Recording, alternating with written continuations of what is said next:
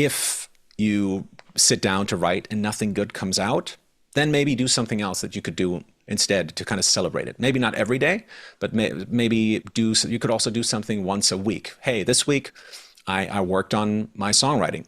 I'm going to reward myself with that for that with a massage or a nice glass of champagne or whatever it is, something that gets you excited about it. If it was hard, then find another way to reward yourself for the time being. Things will get easier, like with anything that you're learning. In the beginning, everything is hard, but the more you do it, the more control you start to have, and the more you understand what you're doing, the more fun it gets as well.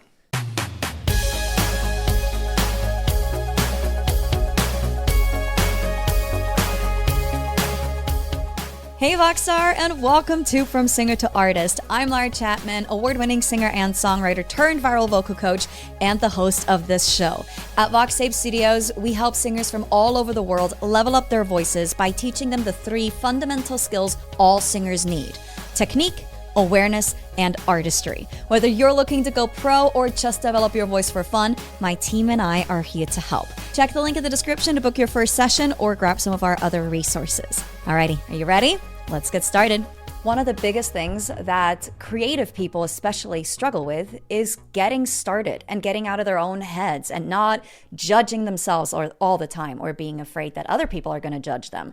Mindset is huge. And to talk about mindset for creative people and especially for songwriters, I have Friedemann Findeisen here with me today. Hello. Hello, jazz hands. Jazz. How are you doing? I'm good, Lara. Good to see you. How are you doing? I'm doing so great. Friedemann is from Holistic Songwriting, or it's your thing that you started, right? And you are an incredible songwriter and coach. I am amazing. You are, absolutely. Like, please pat yourself on the shoulder. You deserve it. And you have your own artist project too. You've been getting back into that, which is really, really exciting. So thank you for taking the time to chat with me here on this beautiful Friday. You're over in Germany, yeah? I am, yeah, near Cologne. And thanks for having me, by the way. Yes, of course, of course. I love that we get to do this across like different continents. I think technology can be beautiful. Also sad sometimes, but mostly beautiful. The world connects. The world connects, yes. Well, mindset around songwriting and around, taking action and just showing up for yourself and all of that. This is something that we just quickly had a chat about like 5 minutes ago before we started rolling the cameras.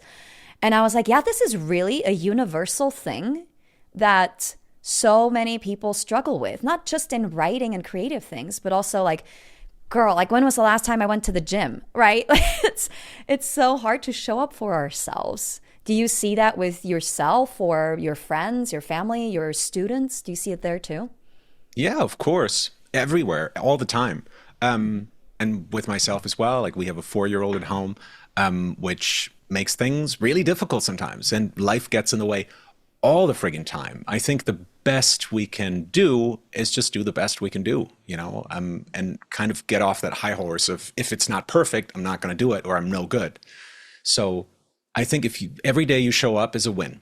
That's really the way to look at it, I think, is not to beat yourself up if something doesn't work, because life is difficult and you have to react to if your child is broke something or something and you have to get to the kindergarten real quick, then obviously you have to do that. And if that interferes with your habit, then that doesn't mean you're not perfect at whatever you're doing. It just means, well, life gets in the way and sometimes things get urgent.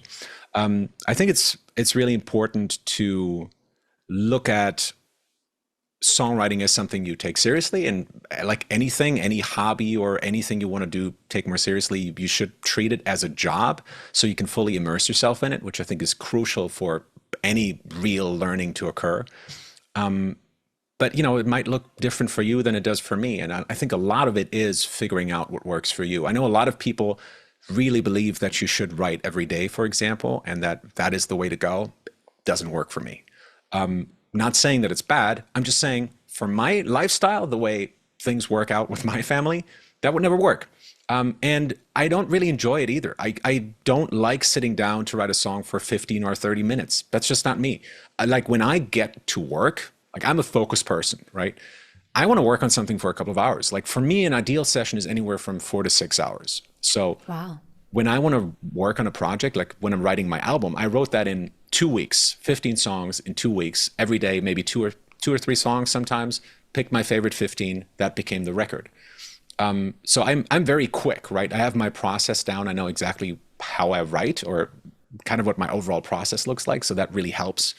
But I can write something very quickly, and it's getting away from this idea of I can only consider myself a writer if I write every single day. No, you'd make do with what you have, and then you do the best with you can, I think. Yeah, no, I agree. I don't write every day either. I'm also very much a project kind of person. Get her done, right? Have a good chunk of time, get her done rather than 100%. 15, 30 minutes, like you said. Because it takes sometimes a little bit of time to get into the flow. And if I only set aside 30 minutes, it might take me 15 minutes to get it into the right mindset. And then by the time I get started and I'm in the flow, I have to stop because I have to go to my next meeting or whatever it is, right? So yeah, I'm also project kind of girly. Exactly You right. talked about habit, right? Like you're in your habit, you're doing your thing, but something happens and then you have to get out of that and do something else because life gets in the way. But I do think a lot of people struggle just building the habit in the first place to sit down and write. Do you have any recommendations for building that new habit? Yeah, totally. I mean, life situations are going to be different, right? So if you're a student and you have a lot of time, then things will look very different than if you're a parent and everything is already too much and you're already running at 115%. To my students, like literally the people who are still studying or in their 20s or something like that, I usually give the advice of going through the stuff that you would read in something like Atomic Habits. Find a clear trigger that triggers your habit. So this is, a great trigger, for example, is after you've brushed your teeth or when you're done with your lunch and you put your stuff in the sink, something definitive, like a very precise moment, not lunch or after lunch, because what does after lunch mean exactly? It must be a precise moment that when you do that action, that specific action, it triggers you, oh, now I should be doing this other thing. And then you just stack a second habit on top of that, right? So that might be after you wake up. It might be after you brush your teeth, something like that. So that's your trigger, and that helps you kind of get into it. Then you have the main habit, and before we can even talk about that, we should kind of talk about planning your habits first. I think it's extremely important that once you do your thing, whatever it is you're doing, let's say it's songwriting, you should be prepared. Everything should be ready so that you're not wasting the first 5 of your 10 minutes setting everything up. You shouldn't have to boot your computer and, plug in your MIDI keyboard or whatever it is that you're using, or tune your guitar. Everything should be set up. You just have to go there, grab your guitar, and you can start. And so that requires planning. This is, to me, the most important part of any good habit is planning ahead. For example, the reason a lot of people's diets don't work is that they don't plan ahead for the case that they might be visiting their family and parents cook elaborate meals for them, and so that's when the diet goes out the window, right? It's just a matter of planning. You have to prepare for that. Maybe you have to make a call to your parents and say, like, I'm on this diet, here's what I eat, or I'm going to bring my own food, don't bother cooking anything for me, for example. And the same thing is true for if you want to write songs, right? You have to figure out how can you make it as pain-free and as easy and simple as possible so that it doesn't become a chore. You don't want to get there and then you first have to boot your computer, and then you have to, I don't know, for producers, it's authenticating some plugin or downloading some update. Super annoying, right? Yeah. Everything just needs to work. And so that requires time. So maybe spend the first week instead of starting your habit right away, spend the first week thinking about like different ways in which you can make it easier for yourself. And also spend this time. This is for the people who don't have much time in their day-to-day lives.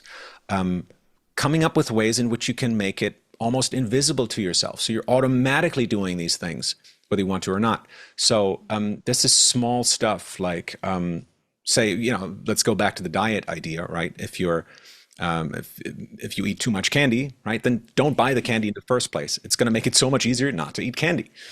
And the same thing is true, for example, for I have two guitars that I'm usually recording with. I have my electric guitar and I have an electric 5-string bass over here. And ever since I bought and usually what I would have to do if I wanted to switch from one to the other is plug out the cable, put the guitar away, get the other guitar, plug the cable in, change the whatever programming on the amp, so it's a bass amp now and no longer a guitar amp.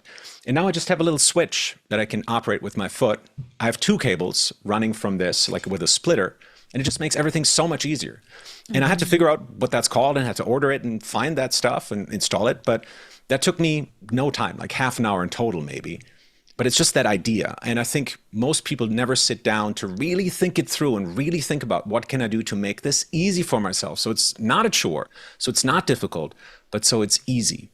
And I think with songwriting, the amazing thing is that it's incredibly fun. So once you start doing it, the writing process itself is the reward in many cases. Like, this is why I'm not worried about AI or taking away my business or anything like that, because I think writing is incredibly fun. It's so satisfying. You get to play God for a little while, right? You get to sit down with nothing. You have a blank page in front of you. It's just possibility. And within an hour or two, you have something out of nothing. That's the most exciting part. So that would be the third step, though, is the reward, some kind of reward that you're getting for it. And if you sit down to write and nothing good comes out, then maybe do something else that you could do instead to kind of celebrate it. Maybe not every day, but maybe you could also do something once a week. Hey, this week I worked on my songwriting. I'm going to reward myself with that for that with a massage or a nice glass of champagne or whatever it is, something that gets you excited about it. If it was hard, then find another way to reward yourself for the time being. Things will get easier, like with anything that you're learning. In the beginning, everything is hard, but the more you do it, the more control you start to have, and the more you understand what you're doing, the more fun it gets as well. Yes, the beginning is always hard. And I talk about this a lot, but I always share the story of when my high school teacher, for my senior project in high school, I wrote a song with a loop station. And the project was not necessarily about songwriting, like writing a good song and the process of songwriting and all of that. It was more about using a loop station to create a song, right? So the loop station was the main thing about it. But anyways, I wrote the song with the loop station, and the song was so bad. Because that's how you start. You start out bad. The song was really bad, and my teacher told me, he was like, because the guy grading it, he was my music teacher, and I love him. He's a wonderful, wonderful human. And he told me, Lara, the song that you wrote is really bad, and you have to learn how to write better songs. Luckily, your project was about using a loop station, so I can still give you a good grade. I got a really good grade. I got like A minus or something like that. We have all different grading systems, but whatever. Thank you. But whatever, music things. I got a good grade, but he said, if I had to grade you based on the song that you wrote,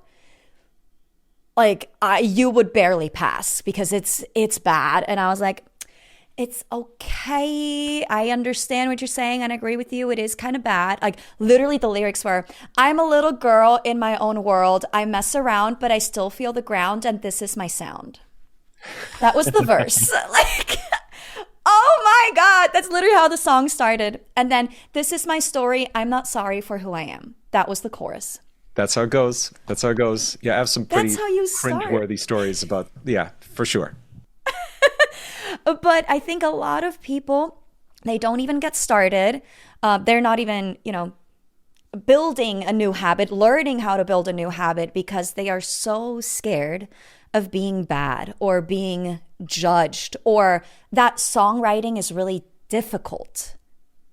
Do you ever see that with newbies in songwriting? I know the students that you usually work with, they're already a little more advanced usually, but I don't know if you ever come across people that have some sort of fear around songwriting. Absolutely. I mean, I teach ear training as well at conservatory one day a week, and a lot of students there who've no clue what they're doing. Like, they're accomplished writers, accomplished producers, but they come in and they have no idea how to tackle that at all. And they're really hesitant and they hate it. Like a lot of people hate ear training. They don't hate my class, thankfully, but they really struggle with it, right? Like I talk to them, like we have a good connection, but they say like, oh, this is so hard. Why is this so hard? And I think the reason is we don't want to look like idiots. Least of all to ourselves. We want to be amazing and excellent at everything that we do, and we have to accept that in the beginning we're not going to be those things. I think now for me, my mindset has completely shifted the other way, where I'm really excited when something's not good, because in my mind, I think I just think more long term about it now. In my mind, I'm already like, ooh, I'm going to look back at this in a year and be like, damn, you've come a long way. And that gets me excited. I'm like, yes, this is terrible. Great. Because now every step forward is just going to make it better. And I genuinely get very excited about this. I know this sounds really, I don't know, sadistic in some way, masochistic in some way, but I genuinely get excited about it. Because when you said like, oh, in the beginning you were terrible, I still feel terrible every time I write a song. Technically, that never goes away because my process isn't, like I think a lot of people assume professional songwriters sit down and they write a perfect song from A to B, or like from start to finish. That's not how it looks, people. It really doesn't look like that at all. The way professional songwriters write songs and how they write stuff that is mind-blowingly good isn't that everything that they put down is great. No, we write a mediocre version. We write something that's okay. If you heard it, you would probably say that's just not a good song. But maybe in my mind, I'm like, okay, I know it's not great right now, but I can hear where it's going. I can hear it 5 iterations down the line, and I know it's going to be awesome once I get to that point, and then you'll hear it as well. So for me, my first versions now are just really bad. And I think that's an awesome thing. It helps me to mess with things. It helps me to throw things around. You know what I see so much is writers writing on a song for months at a time because they're always refining, trying to make it better. And then they have trouble going back to sections that they like and changing things even if the song would call for it. It's really hard because we get stuck on our songs. We're like, oh, this part, this has to stay the same. I just need a completely different verse for this. That's really hard to do because that chorus, maybe that you wrote that you're happy with, you already really like it. If it can't change anymore, it's going to be really hard to write a fitting verse for it. Your perception of your song has to change multiple times as you're writing a song. Like, okay, well, I thought it was this, but now I'm starting to understand that maybe the song should be that. And so I see it as much more of an iterative process rather than a procedural process where we move from A to B. Now I'm like excited about the first version if it's not good because I'm seeing so many points where I can improve something. I'm like, okay, well, I have a rough version of a song now. It's super rough. It's just a first draft. But I can see here, that's going to be awesome once I do X, Y, and Z, like, learn to trust the process. Once I do those things, it's going to be amazing. And that's just kind of the general vibe I approach these things with these days. So don't ever think that's going to go away. I think it's about getting used to that anxiety and kind of turning it into something positive, just turning it into excitement. You know how people say when you go on stage, you're not nervous, you're just excited? I feel the same way about songwriting now. I'm just really excited about all the mistakes I'm going to make and all the things, because every song is a little bit like a baby, right? You have to understand that it's not just you doing your thing. This thing has a personality, and you kind of have to learn from the song as well what the song wants. If I can just give one piece of advice, if you just remember one thing from this entire thing, it would probably be just listen to what the song wants. That's really the best advice I can ever give you, because the song will have the answer. It's not some songwriting book because every song is different. You have to listen to your song and you have to find out what it wants and then try to do that while keeping your integrity as a writer, of course. Yeah. Circling back real quick to what you said about, not expecting to sit down and write, like after having done it a couple times, like it's just not really how it works that you just sit down and you write a song and it's perfect. And that's what you hear on the radio. Oh, whoever listens to radio still, like whatever, Spotify. But what's the radio, mommy? Dating myself here. It's fine. But it's not something that you just blurt out and now it's perfect. I think that misconception comes from, we hear this sometimes when singers or artists talk about this one song that had so much success. And they're like, yeah, like, I can't believe I wrote this song in 2 hours. And then, and now it's this big hit. But we only ever hear about the songwriting process when it was that. But the majority of songs, like 99.999999999% of songs, were not written like that. And I'm telling you, even the ones where they did say they wrote it in 2 hours, they still went through editing after they wrote 100%. I write my songs in 2 hours. That's probably accurate. Most of my songs these days probably happen in 2 hours. That's the first draft where I'm like, okay, I think I have it, sort of. But then it still goes through so many stages after that, and it still has to be produced and re-recorded, and tweaks will be made, and things will still change down the line. It will still go through iterations. It might just be that the first version is better than it used to be, but it still will have to go through those iterations, for sure. Do you mind sharing, because now I'm getting really curious, but do you mind sharing like a 10,000-foot overview of your process? Like, you go from sitting down to now the song is how I love it and what the song needed and what it wanted. Like, the song is done. What's the process like for you? Yeah, totally. So first of all, I think preparing is really important. I don't ever want to sit down in front of a blank page. I should have something that I'm excited about once I go into a session. And that's the same for if I'm writing by myself or co-writing with somebody else. I always want to have some ideas that I'm excited about. And usually this is in the form of a Google Doc with lyrical ideas, titles that I'm interested in writing about, or voice notes, lots and lots of voice notes, which sometimes is me playing with the guitar or some other instrument, or sometimes just me on my way to the kindergarten, just singing like, oh, this would be cool. 1, 2, 3, 4, whatever it is. Yeah. So a lot of those voice notes. So once I sit down, I think the first session is really the crucial one. I call it the Helms session. And my first deadline, and so this is my process, and it's something that maybe for a complete beginner might be a little bit out of reach yet, but maybe not. I don't know. It just depends on what you do in that session. Because for me, the first day I'm going to have a production of my song, all the instruments, some of the lyrics, most of the melodies, pretty much everything already kind of so you could listen to it at the end of the first session. For a beginner songwriter, I would just suggest have a full song of you with your instrument that you could play from start to finish for your phone. You have a voice note of it. It doesn't have to be a full production. But that's my goal for myself.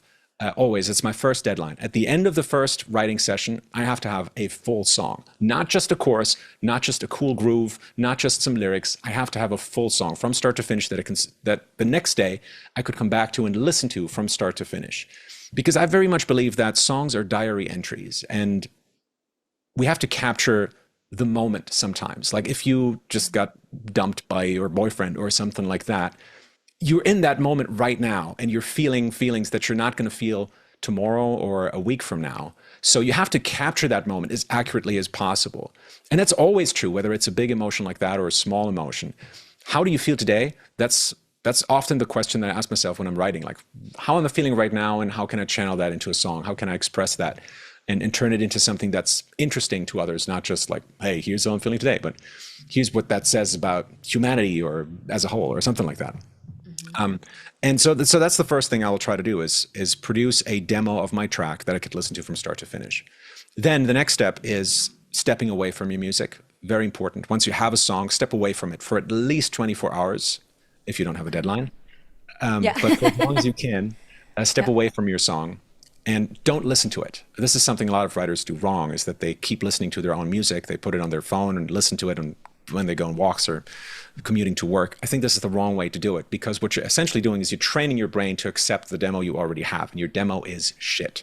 So, forget about your demo. Forget all about it, and then come back to it at a later stage and be surprised by it. Like, when I'm sitting down on my second session, I often have completely forgotten what my song sounds like. Because I have a memory like a fly on a booze cruise. But coming back to a song is exciting for me, because I'm like, I'm not sure what this is going to sound like. I wrote this like a week ago. I don't know. When I wrote my album, for example, I wrote 15 songs, just these Helms sessions, just the first demos. And then after 2 weeks, I went back to the first one. And I was like, I have no idea what that sounded like anymore. And so I'm coming at it from a fresh angle.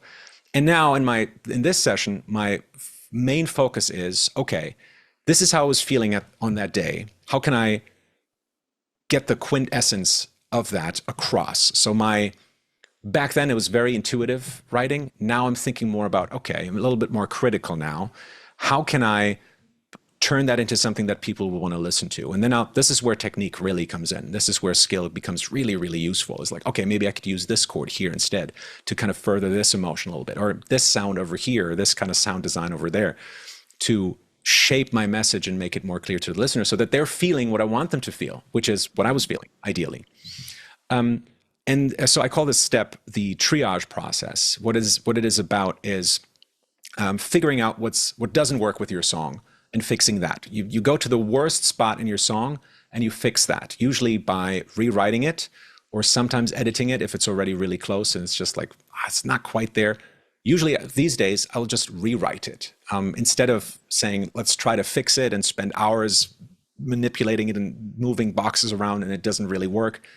I find the best way to do it really is to learn from everything you've learned from the first draft and see like, okay, that didn't work, that didn't work, that didn't work, but this was cool.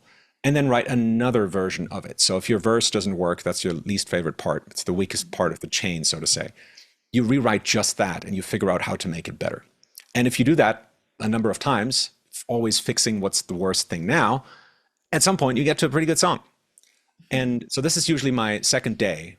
By the end of that day, what I will also do is I will start to make a plan for what the rest of my process will look like. And so now I have a song that I'm pretty happy with. Now I have to start planning for how I want to finish this recording. And so for me, this is a lot of production stuff usually. If you're just writing the song, you might be done already. But if you're also producing it, it would be stuff like figuring out when I'm going to record the guitars, how long that's going to take. But what's the important part here, even if you're not a producer, I think is setting yourself a deadline for this song. You think about like, okay, well, how much more work is this? Okay, I think I will be done by that date. And you want to pick a date that's not too far in the future so that you don't lose the excitement about your song. One of my favorite definitions of a hit song is it's a song that managed to retain the excitement from the very first writing session up until the release of the song. Mm-hmm. And so that's something I think about a lot is like at what point will I start to get bored by this? By that point, I should be done with my song. If ever I'm writing on a song and I'm not excited about it anymore, that's a sign that I've worked on it for too long. And I've been working on the wrong things probably. A lot of writers tend to work on details when they should be focusing on the big problems of their song. Usually the small things take care of themselves once you start working on the big stuff. And if you can feel like, that verse doesn't really lead into my chorus very nicely, it doesn't really make sense set against that chorus. Once you start focusing on that, you fix the verse, usually everything else takes care of itself. Mm-hmm. So that's that. And then it goes through the next couple of days. That's the longest part of the process, is just kind of carrying out my plan, just recording all that stuff and mixing and mastering. And then I have like a 7.5th step, so to say, what I call my cheat day, which if I'm just writing one song would just be an hour. If I'm writing an album, it would be an entire day where I look at all of the songs. And I just look at every song and think about like, what's one or two little things that I could do to take this from 100% to 115%? Like, how can I go above expectations? How can I kind of give them more than they expected? And this might be just small stuff. It might just be a sound effect or, but it's just a mindset of like, okay, the song is already done, but what's a small thing I could do to make it even better? Mm-hmm. And that's really the whole process. And it just kind of keeps going like that for pretty much every song that I write. Wow. That is incredible. And that is a lot of things that go way over my head. Because like production, right? Like I can create a demo on on Logic. I know how to record piano, like MIDI and, all that stuff. I can do that. But Lord knows I am not a producer. I feel like you're bridging the gap between I'm the writer of the song and I'm the producer of the song as well. And it's incredible that you can do that, because I don't think there's a lot of people out there that can do that. Oh, it's becoming a bigger thing, actually, I think, like songwriter producers.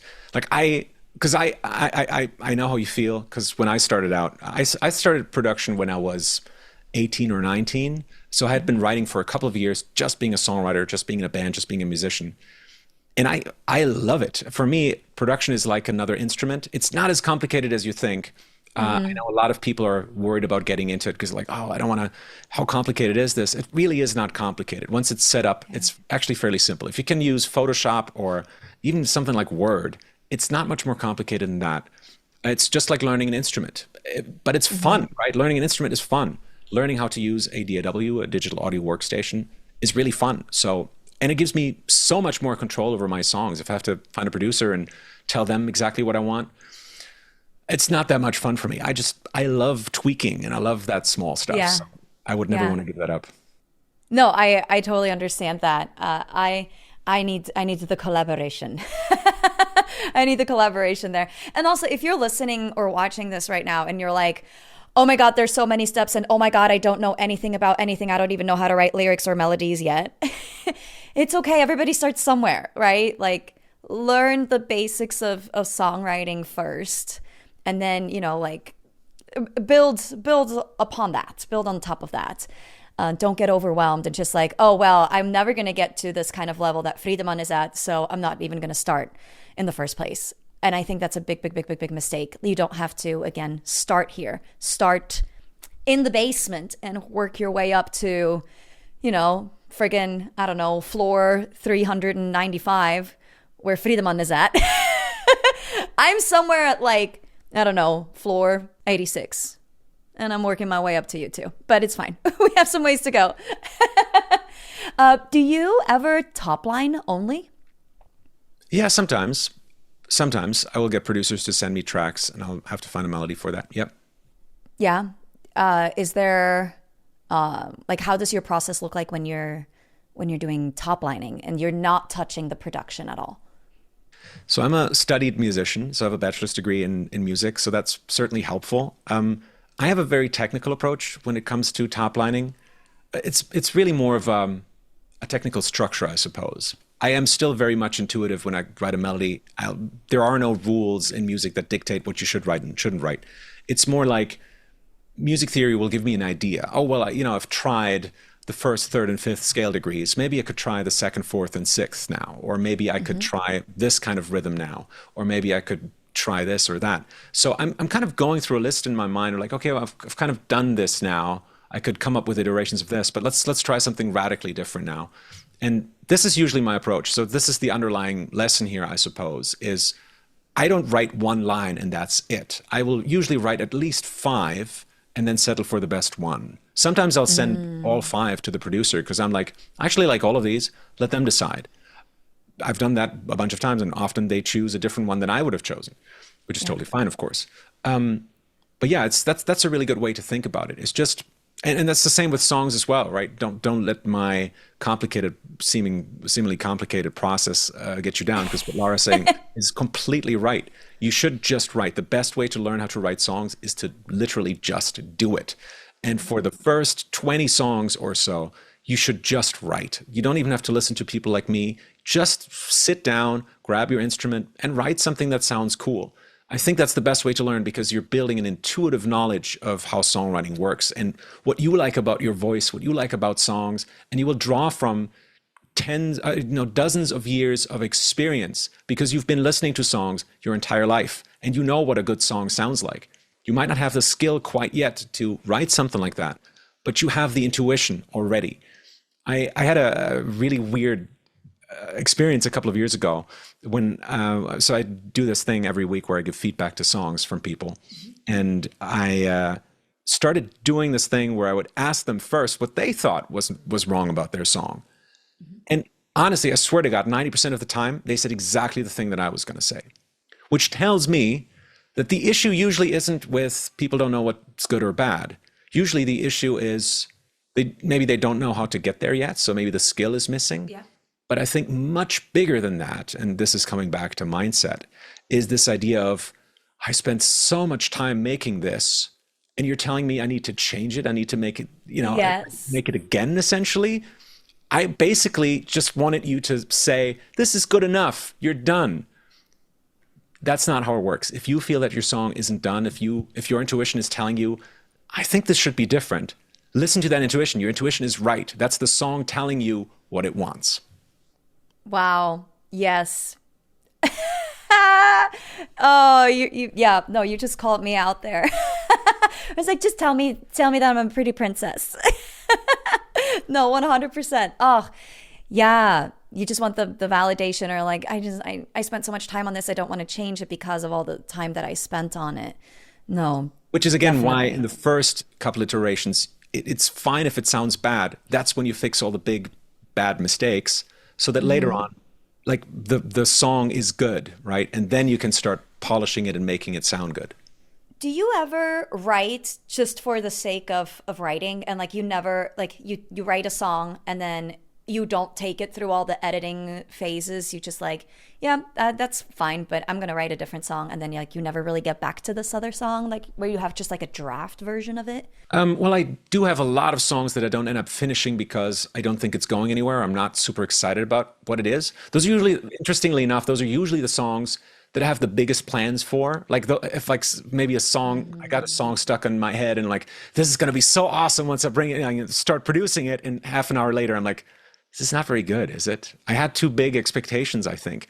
Like usually my songs that I'm like, this is okay. This could be fun. And then it turns into something really cool. Those are the songs that really get me excited. If I have too many plans for it, if I already know what it's supposed to sound like, and then I can't get there for some reason, or it just doesn't sound like I wanted it to, those are usually the songs that really fall flat for me.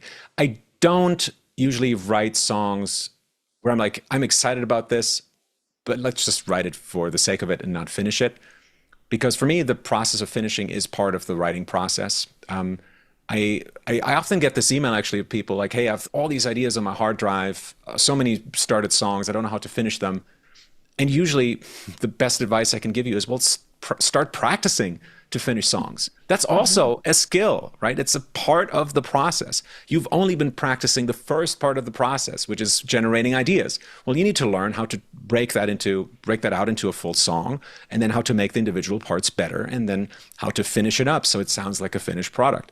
Those are all steps of the process. That's all exciting, and all are cool, and all have their ups and downs, and difficult phases and fun phases. But everything, yeah, you have to look at the whole process as that. So yeah, to answer your question, only if I don't like a song will I not finish it. Fair enough. And to me, it sounds like when you say you're not finishing your songs, if you know you get to the point where you don't like them, it's more like the production side. And sure, maybe some lyrics will change and some melodies, but you have all the lyrics for the verses, the choruses, you have all the melodies for everything. Like it's not like I got to verse 2 and then I got stuck and I never finished it. Am I? It's usually not because I get stuck, but because an idea that I thought was going to carry the song just isn't that strong. Like I thought, like, oh, if I could just repeat this forever and it's going to be great. And then I listen to it, I'm like, no, this gets boring really quickly. That's usually what it is, honestly, is in my head, repetition is awesome, right? Because if you think to yourself, I don't know, there's something fun in that, I think. Like our brains give us something for that. But once you start hearing it, it just gets boring. Like you want to have some variation in it. And if I can't find an interesting variation that works in the song, then usually it's not worth following further. Fair enough. I did have a question about your like inspiration, right? Like you said, you've been practicing inspiration, but you've not practiced finishing a song, like actually making a song out of it and finishing it. What if people struggle with inspiration? Any recommendations there? Oh yeah, absolutely. I think these days, not a problem for me anymore. I had a conversation about that with my mom like 15 years ago, and that's really stuck with me. She's an author. And I said, like, aren't you ever afraid that you're going to run out of ideas? And she said, when you're young, you're worried that you're going to run out of ideas. When you're old like me, you start worrying that you might not be able to get all of your great ideas out into the world before you die. And to me, that was a big mindset shift of, oh yeah, our time is limited. And first of all, just that. Our time is limited. We have to do the best with the time that we have. And if you have a great idea, then you should write about it. And the second half of that is, I do really believe, and I see this all the time, that once you start training your brain to pick up on things, it starts to do that. Like our brains are plastic, right? They can reshape very quickly. If you start writing, if you start listening to songs specifically, like, oh, what's the bass doing here? How's this arrangement working? What exactly is happening with the lyrics here? Your brain starts to realize, like, oh, this guy's really interested in songwriting and is going to start suggesting ideas to you. That's just how it works. It's like your Instagram feed, right? It starts, like, depending on what you watch, it recommends like different things. Your brain is an Instagram feed. I love it. That is the most you metaphor I have ever heard. That's amazing. That's amazing. That's so good. That's so brilliant. You're welcome. That's the most Lara Chapman comparison that you ever could have made. That's incredible. But yeah, exactly. Once you start paying attention to something, Tony Robbins has this phrase, where focus goes, energy flows. And it's totally true. You know, if you focus on that, if you start recording yourself, if you start listening to your ideas and you start playing with it, your brain just changes gears. And that takes a while in the beginning, but it gets easier and easier and easier. These days, like it's completely changed for me now. Like I'm in a state now where I just need a word and I'm like, oh, I'm excited. Let's write something out of that. You know, I had for my wife, I'm writing a song called Pigtails at the moment. I'm like, I have no idea what that's about, but it sounds like a cool song title and I want to write that, you know? Like, so it's such a small thing now. I don't even need, like when I was 15 or so, or no, probably older, early 20s, I needed a whole plan going in. No, I'm just like, no, let's figure it out as we go. You know, I'm so much more excited about writing a song like that.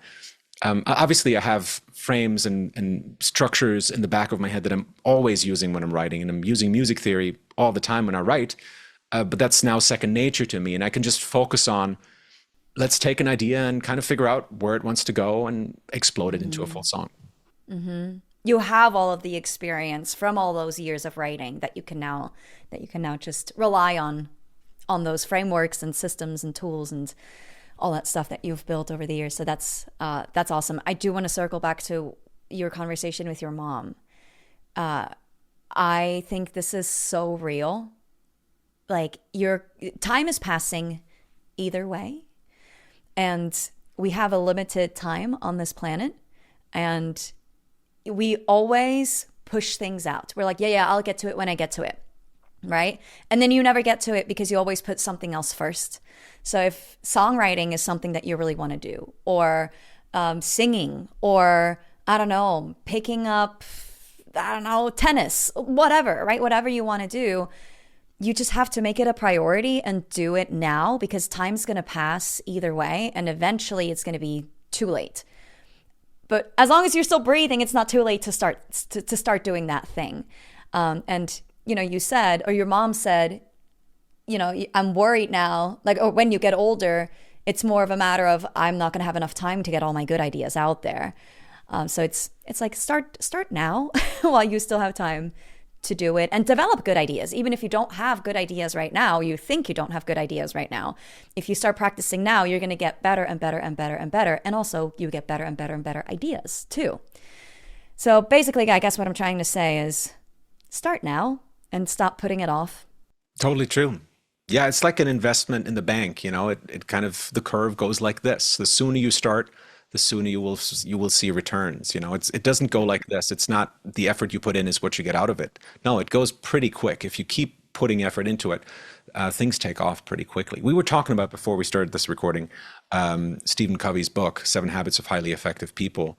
And he has this graph in that book, which I think is so amazing for talking about precisely this, where he has this graph, and it goes, x-axis, I think, is important, not important. Y-axis is not urgent, urgent. And I do this at, you know, when I'm doing workshops in person, and I'll say, like, okay, which of these areas is most important? Which tasks should you focus on every day? And show of hands, and everybody always goes for urgent, important, because that seems the obvious one. However, Stephen Covey in his book says, no, the actual area you should be focusing on is important, not urgent. Because where does urgency come from, if you think about it? It usually comes from the outside world. It usually comes from other people. It's when you open up your emails and somebody needs something from you right now, and you have to put out that fire. That's usually urgency. You yourself, I usually don't have deadlines for. I don't usually set myself deadlines. You know, so that's the part we should be focusing on, is the important but not urgent, the stuff that you could be doing at any time but you never get to. So these are because these are usually the projects that will make the biggest difference in your life. These are the things that you will lie on your deathbed thinking about. These are things like writing your album, starting to write songs, or picking up an instrument, or traveling to a cool location, or writing your book, or whatever it might be. Those are the big projects that you never get to because they're never urgent. For me, everything good in my life, from the YouTube channel and all the success on with the Kickstarter and all that stuff, all of that came because I pushed everything else aside and said, like, okay, you know what? If bills rack up for a while, that's okay. That is just my tax for getting to be creative. That's all right. I'll just not look at that for a little while because I need to focus on this now. I'm going to make something awesome, and it's going to be worth it long term. And it always was. So that's another piece of advice I want to send out there. If you have a project, if you already know what you want to work on, then plan for it and just do it. I think it's really important that we recognize that those are the projects that will stay with us long term and will make the biggest difference in our lives. Do what's important, not what's urgent. That's definitely a big piece of advice or a big piece of this conversation that I can take away for myself as well, not just for my songwriting, but like just for life, right? Just focusing on what really matters. It's like people saying, your relationships matter so much more than the money you have in your bank. Focus on your relationships instead. I feel like it's kind of like similar to that as well. But anyways, focus on what's important, not what's urgent. And I think it's so hard to do that because instant gratification.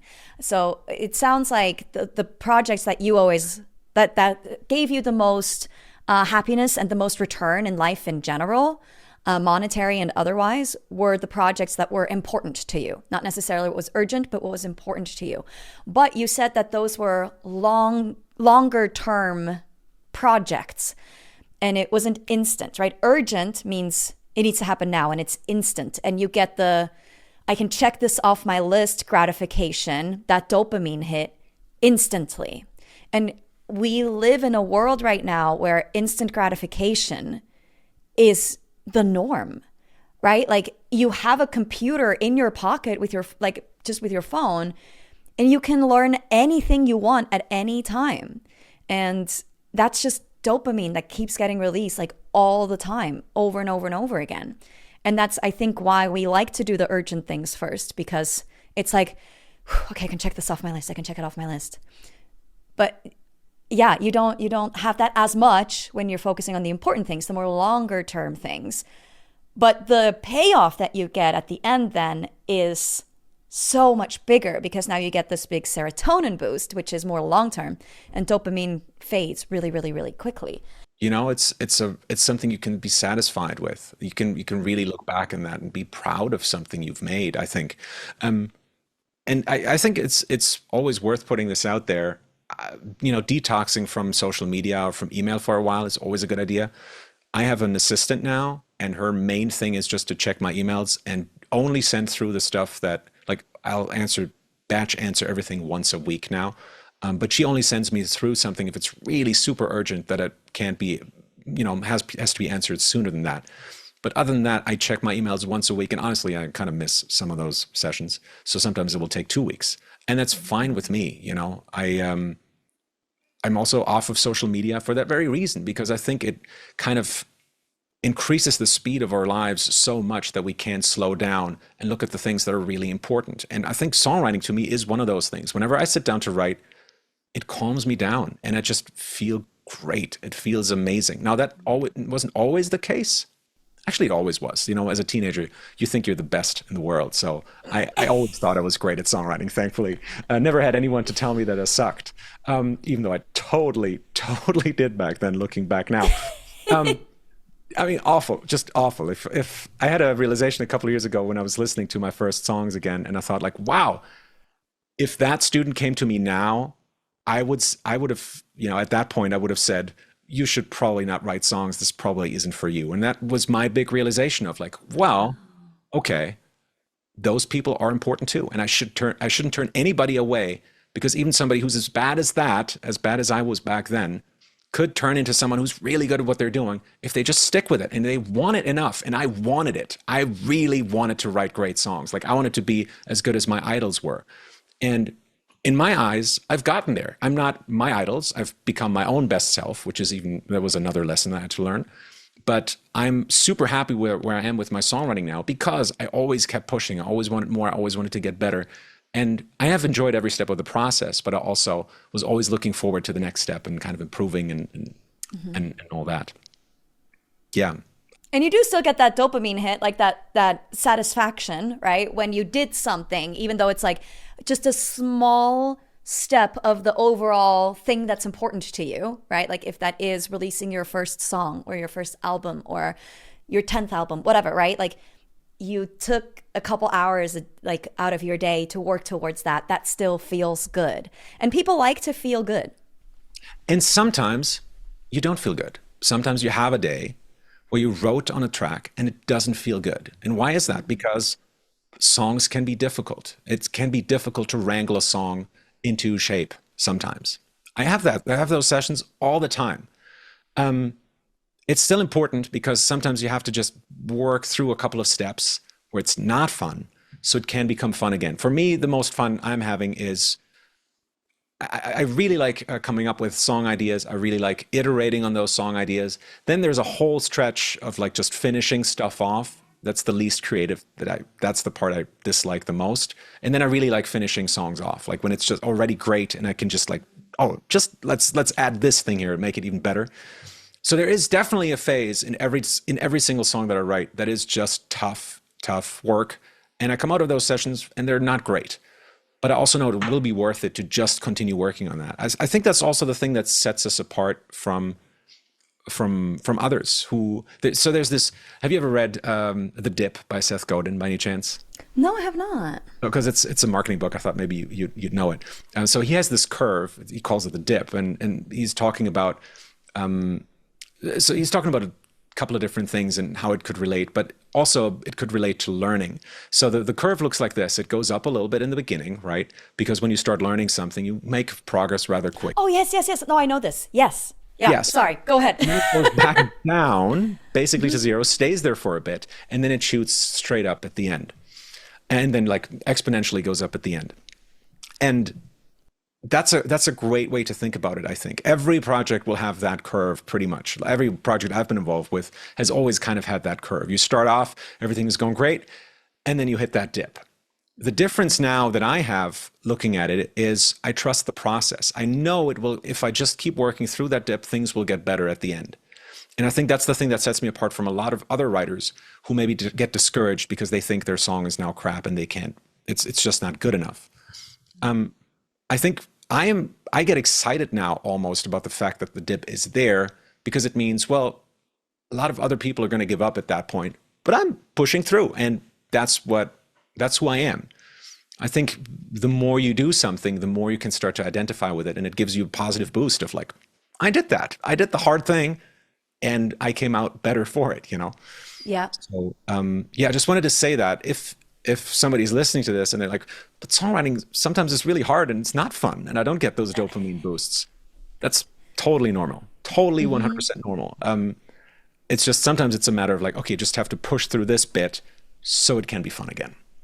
Yes. No, definitely. Oh, so much wisdom here. I feel like I could keep going on and on and on and on forever. I'm learning so much from you. Thank you so much, Friedemann.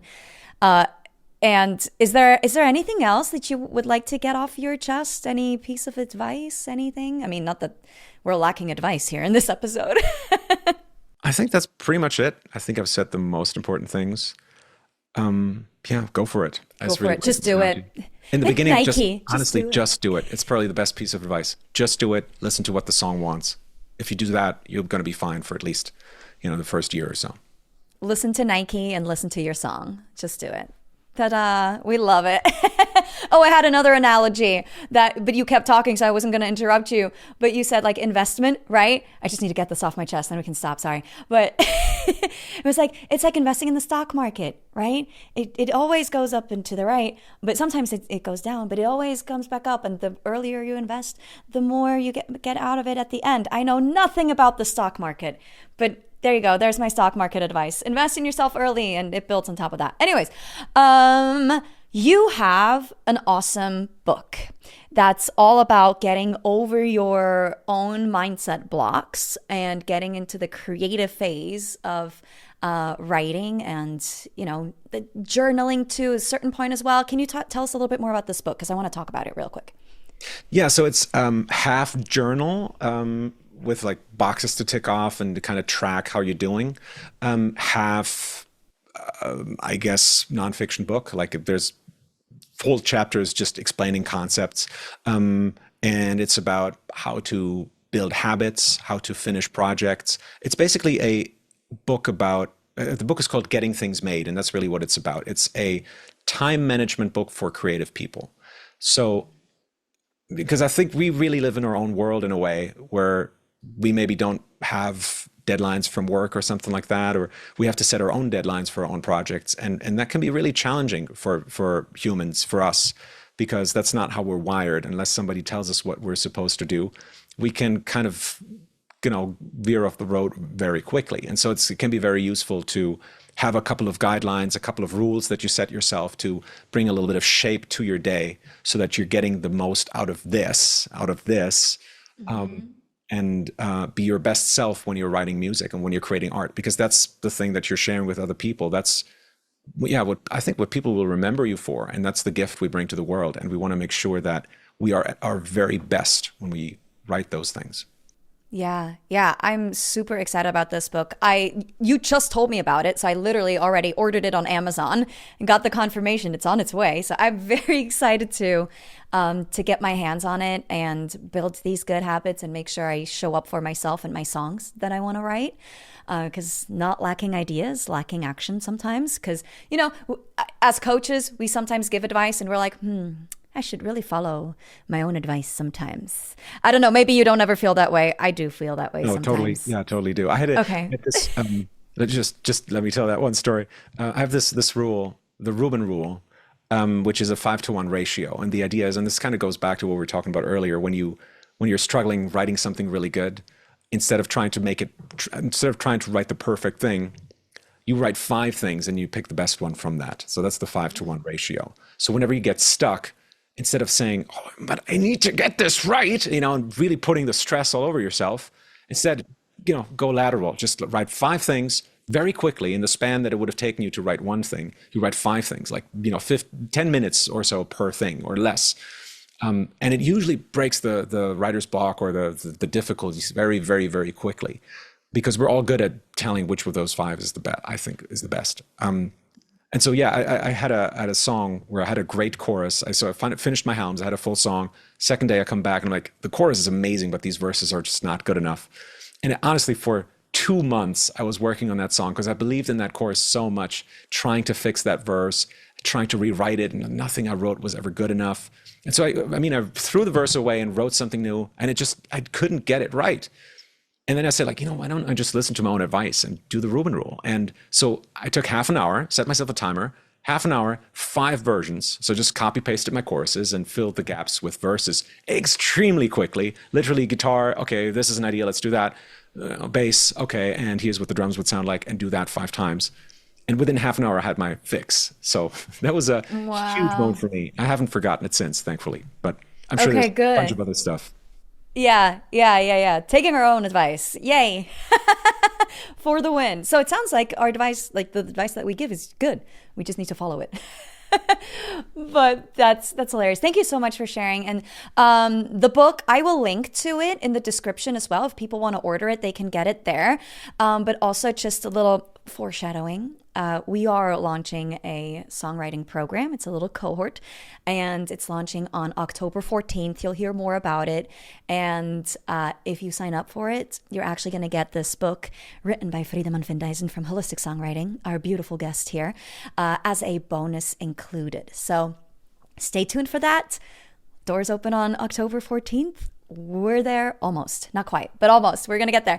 Anyways, thank you, Friedemann. I appreciate you. You're such a wonderful friend, a wonderful human, a wonderful songwriter, a wonderful person.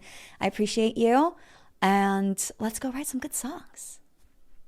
Let's do it. Thanks, Lara. Rock on. Have a Take good care. one. Thanks, everybody, for Pleasure tuning in. talking We'll to see you you. next time. Bye. Bye.